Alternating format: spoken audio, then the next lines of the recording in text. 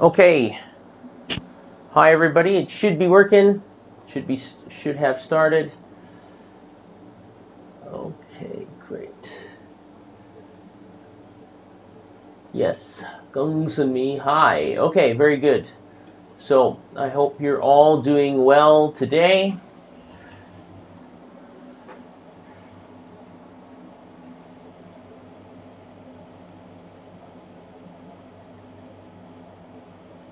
Okay, so why don't we start? Okay, so today I'm going to tell you a bit about, because a lot of people have asked, then I decided to, to help, to see if we could help you guys out. Because when you take any English exam, there are many different formats. Just want to turn on the light there. So one of the formats, one of the most popular, hey you camera, not all out of focus. Okay, good. Okay, so one of the most popular exams happens to be the IELTS exam. So if you take the IELTS exam, there's two different exams that you can take. You can take the academic exam, or you can take the general exam. Now, when you take the general exam, one of the things that is quite different than the academic exam is the fact that you have to write a letter for writing task 1. So we're going to talk about how to write a letter, specifically a formal letter, in IELTS writing task 1. So just to give you a very quick overview, when you're doing IELTS writing task 1, they're going to ask you to write it in 20 minutes. And they're going to ask you to write at least 150 words or more. So I want to make this clear. When you take the IELTS exam, they'll actually give you both the writing task 1 and task 2 at the same time. Then what you'll have to do is you will actually have to do both within 1 hour. It is up to you to allocate your time correctly. So one of the major mistakes that I would say that a lot of candidates have when they do the writing part of the exam is they allocate the time or misallocate the time, and they spend too much time on task 1 and they don't have enough. So they don't have enough time to do task 2. So as an example, it says 20 minutes here. However, in reality, they don't give you 20 minutes and then stop the timer. It's up to you to move on to task 2 when it is appropriate. Many candidates don't. They might spend 25 or 30 minutes writing it, and then they can't finish task 2. So the number one thing I would mention is make sure that you know when to quit writing task 1. Remember also that writing task 1 is only worth 1/3 of your mark. Writing task 2 is worth 2/3. So the second task is worth twice as much. So you have to keep that in view when you're writing it. Okay, so that's just a brief introduction about the nuts and bolts about writing task 1 general. So we're going to move on to the next part. Any questions? If you have any questions at any time, please let me know. Okay.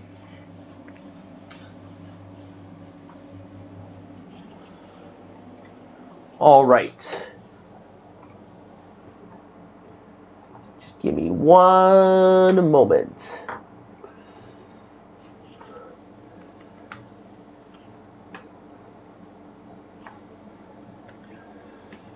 So one of the main questions you're going to have to ask yourself always is the question, or the letter, sorry, because in writing task 1 general, it's always a letter, is it going to be formal or informal? So once again, ask yourself this question, will it be informal or formal? And that is really going to control what you need to do in the writing.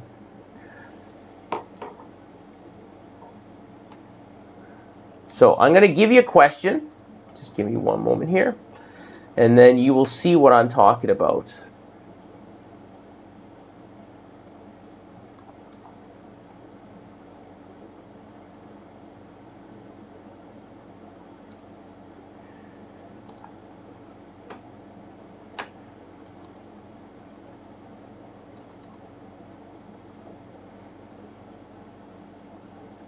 Give me 1 second.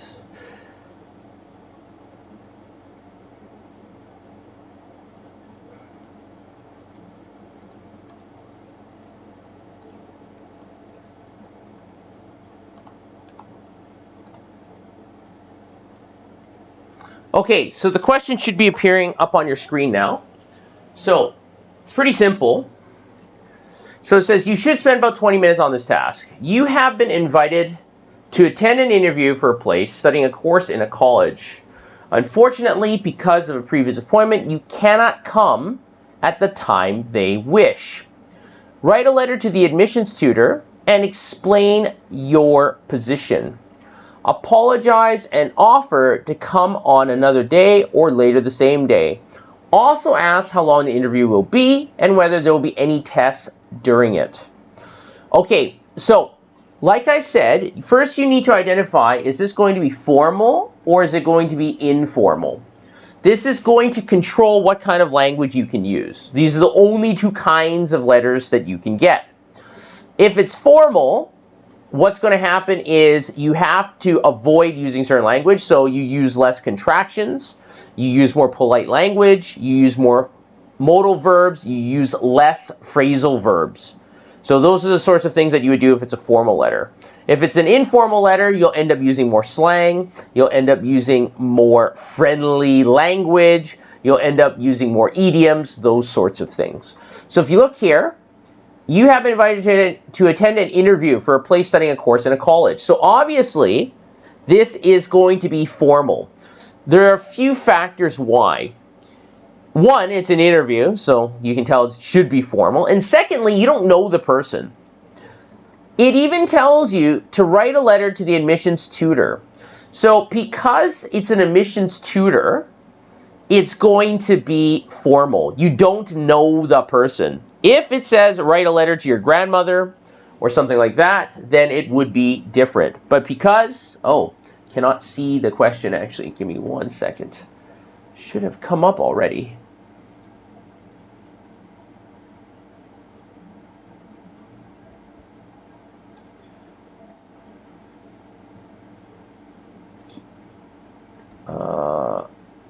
Don't know why you can't see it. Give me 1 second here.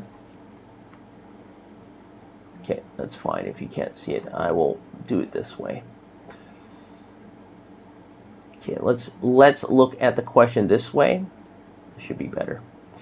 Okay, so if you look here, it says you should spend about 20 minutes on this task, and it's going to be to the admissions tutor. You don't have a name, which means that it's going to be a formal letter. When you're writing the letter, you need to identify what are the things you need to do. So if you look here, it says to apologize and offer to come on another day or later the same day. So usually the letters have 3 tasks, usually. So here's the first task. Apologize and offer to come on another day. So this should be the first task. Ask how long the interview will be. This should be the second task. And whether there'll be any tests during it. This should be the third task. Now, you need to correctly identify how many tasks you need to do and what they are. So these are the 3 tasks. I think in all of my life, I think all the letters I've ever seen are 3 tasks. I can't recall there being any letters where you only need to do 1 or 2 tasks. There may be, but I cannot remember any. So this is a very normal one where you need to do 3 things. Make sure you do these 3 things.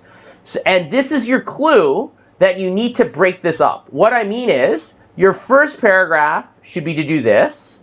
Your second paragraph should be to do this. And your third paragraph should be to talk about whether there are any tests during the interview. Okay?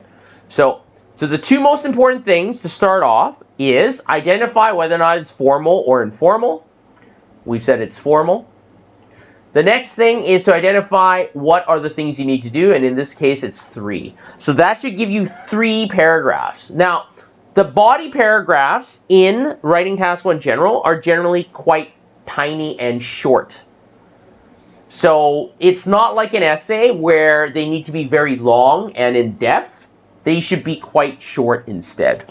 So we're going to take a look at an answer from a student, and let's see how it compares to what they actually want you to do. So here it is. Maybe we can make this a little bit tinier. Might be easier to read then. Okay. Dear the admissions tutor, I'm terribly sorry to inform you that I cannot make it to the interview at 10 a.m. on Friday due to an appointment I had committed with other earlier. May I seek another available time slot to meet up instead? I can do it.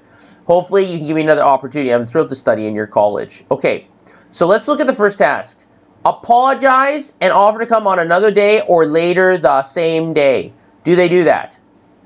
I can do Monday to Thursday all day and Friday afternoon. Yes, they do offer either the same day or another day. Now, it's unclear. Yeah, so you notice it's Friday, right? So same day or another day. Okay. Now, so they did the first task. Let's look at the second task. The second task asked them to ask how long the interview will be. So there should be a second paragraph asking about where the interview will be. Besides, would you advise how long the interview is projected to be? Fine. In addition, would there be any tests taking place on the day? Okay, so now you see an issue here. Because the first one, would you advise how long the interview is projected to be? Okay, that answers the second question. However, the third task was whether there'll be any tests during it. That should be another paragraph on its own. It should not be not in the same paragraph. So this student would probably lose some marks for coherence. He would be grateful. Last but not least, please do not hesitate me if needed. I can be reached by phone anytime. I look forward to hear from you soon. So this little paragraph is okay to have at the end. Like I said, however, there should be another paragraph about tests taking place on that day. So there's a structural thing that can be improved here. And then we have sincerely. Okay, so let's start off right at the beginning. So there's some structural issue where it asks you to do three things. They did all three, but asking about the tests should be a third paragraph. So there should be another paragraph here. Okay, now let's start at the beginning. Dear admissions tutor. Now, we don't know the person, so usually we can say dear sir or madam. That is very formal. If you know the person, you can use their name. You don't know the person, so you should use sir or madam. Now, when you start a letter, the most basic way is to write something like, I am writing this letter, and then you can talk about why. So, you don't have to do that. However, it's a very common and effective way to start a letter. So this is what the student wrote is fine. However, if you do want to keep a stable format, you can also do it this way. I'm terribly sorry to inform you that I cannot make it to the interview due to appointment I had committed with others earlier. So, I'm terribly sorry is very good. It's better than sorry, terribly sorry. Inform is a formal word. So, as an example, if you use I'm terribly sorry to let you know would be less effective. Inform is much better. So this is a good choice of formal language. That I cannot, a better word for cannot is that I am unable to. Am unable to make it to the interview at 10 a.m. on Friday due to an appointment I had committed with other earlier. So there's some grammatical thing. Due to an appointment, I have. You don't really need to explain about being committed with others earlier. Obviously, that's the case. You can just say, due to the fact that I have an appointment at the same time. Okay, so there's some grammatical thing here. Don't need past perfect tense. May I seek another available time slot to meet up instead? So careful here. We have this term meet up. Meet up is a phrasal verb. Okay, because you have the verb and then you have a preposition. Meet up is a little bit informal. So it would be better if it was available time slot to meet. You don't need up. In formal writing, you want to minimize phrasal verbs. If you look here, this student did a good job. The phrasal verb for seek would be look for. Look for is the phrasal verb, and look for is a little bit informal. But this student chose seek, which is the formal word, which is good. Here, though, they should have used something more formal if possible. I can do Monday to Thursday. This is okay. A better word you could use here instead is I am available. That would have been better, but can do is also fine. And Friday afternoon. Hopefully you can grant me another opportunity to reschedule it. I don't think it's, I think the student means to say grant. Grant means permit or allow, give. So you can grant me another opportunity to reschedule it. I don't think it's an opportunity to reschedule it. It's not another opportunity. It's the first opportunity to reschedule it. It's the second time slot. So it should be, hopefully you can grant me another time to meet. It's not rescheduling. I'm thrilled to study in your college. The thing is that you're not studying in the college yet, so it's a little bit presumptuous. That is to say that when you say I'm thrilled, it means that you're already in your college, or or you've already been accepted, but you have not. All you have is an interview.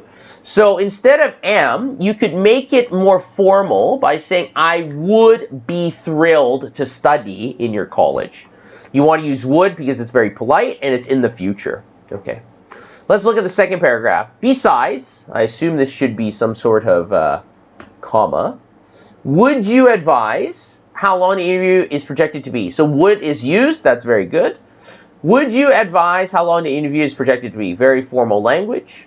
In addition, this is a good linker, a very good advanced linker, just like besides. Would there be any tests, so test is spelled wrong, taking place on that day? Now, if you want to score really well, instead of tests, you can use some sort of assessment, or an evaluation. You have to remember that in the question, they use the word tests. So because they use the word test, you always want to paraphrase. You want to use other language. So you should use evaluation or assessment, taking place on the day.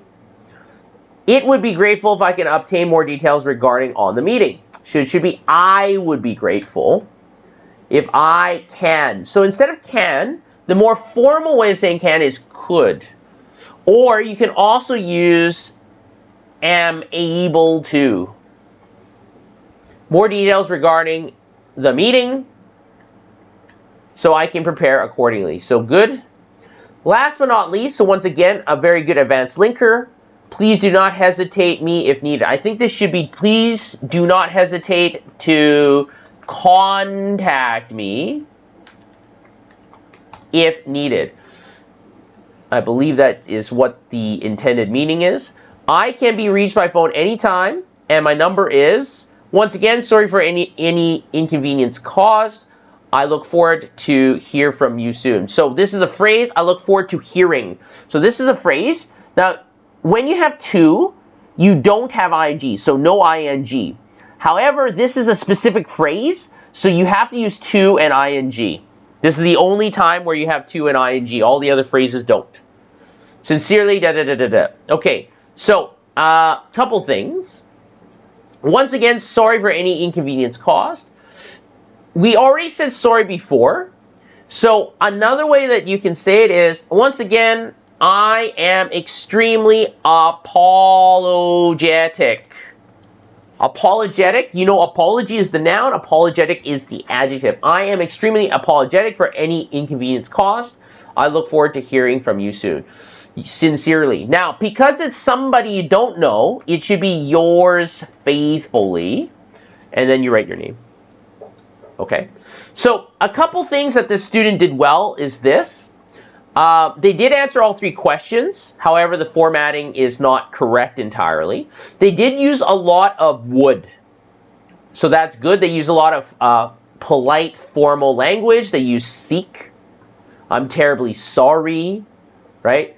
They used would, I would be grateful.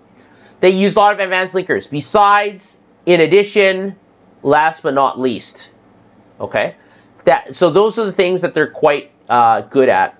Some of the things they need to do more a bit about is to use more language relevant to the topic. So this topic is about having an interview, right? So you might have language like face-to-face, as an example, because you're having an interview, you want to have relevant language. Now, it's also about a course.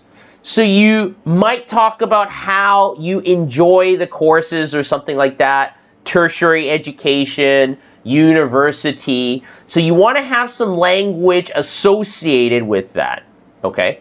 You have to try to find a way to add that into whatever you're writing here. Okay? But yeah, so overall, it's okay. Like I said, there are some things to improve. Like the formatting is one of the main things.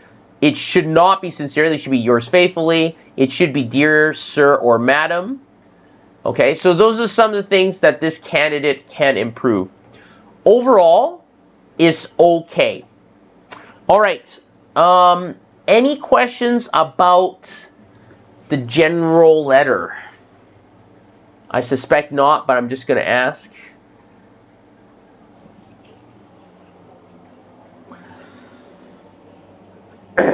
So, just to recap, some of the things that you can do when it's a formal letter. You want to avoid phrasal verbs. So remember, you have meet up. That's bad, right? Instead, you can use meet. That's better, okay? There are other words, even low-level words. As an example, ask. A much better word would be inquire. As an example, okay? So there's lots of things that you can do in your language. This is definitely one of them. You don't want to have any slang. This student did not. And you don't want to have any contractions. So notice there's no can't. The student wrote cannot, which is fine. I would suggest unable to. Unable to would probably be even better. So those are some of the things that you can do when you're doing the general writing for writing task 1. Okay, well, that brings us basically to the end of the class. Not many comments today. I guess a lot of information. Do you have any questions or concerns? Then you can ask me now. Otherwise, you can contact me at those numbers. Just send me a message, and then I can answer them as well. Now, let me know. Message me what kind of topic you might want to learn about next week. Or sorry, 2 weeks from now. Next week I won't be available. So in a couple weeks' time, what topic do you want covered? Do you want do you want something IELTS covered? Do you want some general English topic covered? Let me know, and definitely I can do something about that. Okay, well, I guess we're done for tonight. It was good to see you all. Send me a message. I'm more than happy to help, and I will see you guys next time. So, bye for now.